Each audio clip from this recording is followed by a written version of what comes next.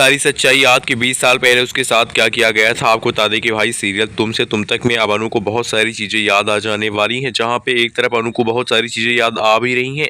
कि भाई कोई था जो उसको पूर्व जन्म में मार दिया था किसी ने और मार कर उसको दफना दिया था। अब वो कौन था और उसने किस लिए मारा था अनु को, ये सारी चीज़ें जो है प्रश्न बनकर घूम रही हैं अनु के आगे पीछे और अनु को इन सब चीज़ों के सवालों के जवाब चाहिए। इसलिए अनु पहुँच जाती है शंकर जी के मंदिर और वहाँ पर पूछती है भगवान से कि हे भगवान, मैंने ऐसी क्या गलती की जिसका मुझे इतना बड़ा दंड भुगतना पड़ा और मुझे इस जन्म में उसका उत्तर नहीं मिल पा रहा है। तभी यहाँ पर अनु को एक औरत आएगी, वो सारी सच्चाई बताएगी और कहेगी कि तुमको भगवान की पूजा करके यहाँ पर 108 परिक्रमा करके जल चढ़ाना होगा, तब शायद तुमको सब कुछ याद आ जाए। अनु ऐसा करती है और उसको सब कुछ याद आ जाता है कि भाई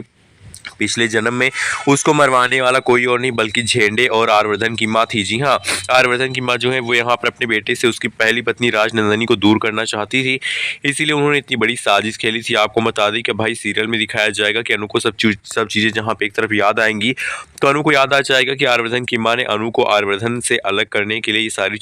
ये सारी यहाँ पर षड्यंत्र को रचा था। और ये सारी चीज़ें याद आने के बाद अनु झटपट शादी के लिए तैयार हो जाएगी, क्योंकि अनु जानती है कि शादी करके इस चीज़ का बदला लिया जा सकता है। इसलिए वो यहाँ पर आर्यवर्धन के साथ शादी करके आर्यवर्धन की माँ और झेंडे की सच्चाई सबके सामने लाने का प्रण लेने वाली है मंदिर में, और घर जाकर कहने वाली है अपनी माँ से सारी सच्चाई और ये भी बताने वाली है कि मेरी शादी आर्यवर्धन सर के साथ होना बहुत जरूरी है, क्योंकि मेरा वो बदला जो पूरा नहीं हुआ है तो उसको पूरा करने के लिए भगवान ने मुझे दूसरा जन्म दिया और आर्यवर्धन सर के पास भेजा है वापस। अब भाई फाइनली यहाँ पर जब सच्चाई का सामना होगा और सारी सच्चाई अनु को याद आ जाएगी, तब यहाँ पर आर्यवर्धन के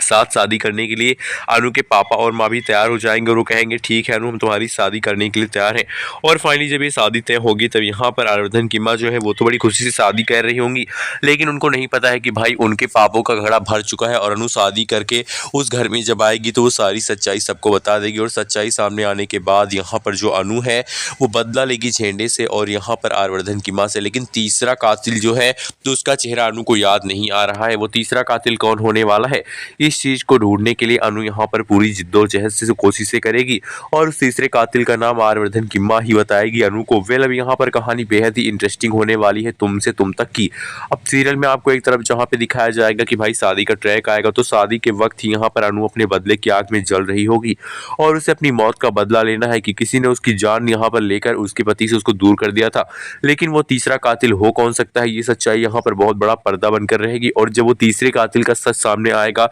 तब सबके होश उड़ा देगा। वेल अब देखना बेहद इंटरेस्टिंग होने वाला है कि आखिरकार आने वाले एपिसोड में शादी के बाद अनु के साथ क्या होगा। क्या शादी के बाद फिर से यहाँ पर आर्यवर्धन की माँ फिर से अनु के साथ ऐसा ही व्यवहार करेगी जैसा उसने पिछले जन्म में किया था, उसको जान से मरवा कर। वीडियो को लाइक करना बिल्कुल भी ना भूलें।